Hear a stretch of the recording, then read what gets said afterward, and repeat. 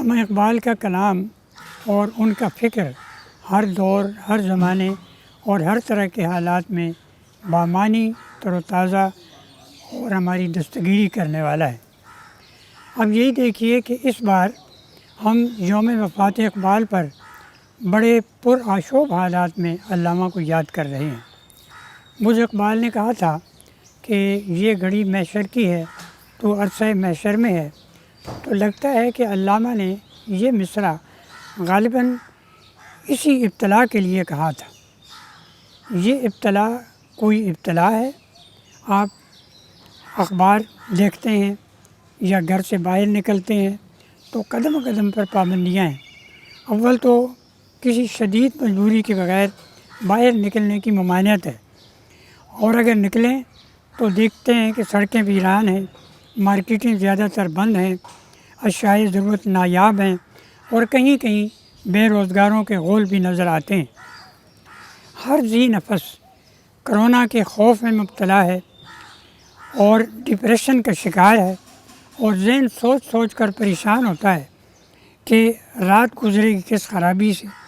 حکومت ہے کہ پابندیاں لگاتی چلی جا رہی ہے۔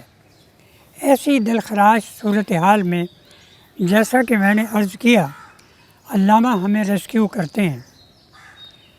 فرمایا کہ غافل نہ ہو خودی سے، کر اپنی پاسبانی۔ اقبال عمر بھر خودی کی پہچان، اس کی بقا اور اس کے استحکام پر زور دیتے رہے۔ خودی کیا ہے؟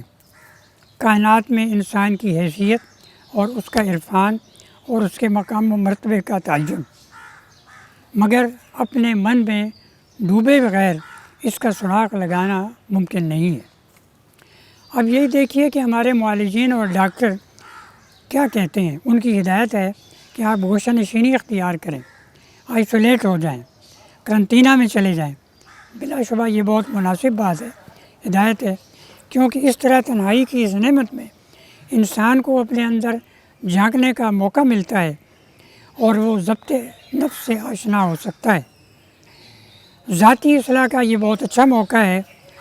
تنہائی میں انسان یہ سوچتا ہے، اور اسے سوچنا چاہیے کہ اس کا مقصد کیا ہے، زندگی کا مقصد کیا ہے، اور جو اس کے فرائض و واجبات ہیں وہ انہیں کس حد تک پورا کر رہا ہے، اپنے ماتحتوں سے اس کا رویہ کیا ہے، اور گلی محلے والوں سے اس کا رویہ کیا ہے، اور یہ چیز انسان کو خود شناسی سے آشنا کر دے گی۔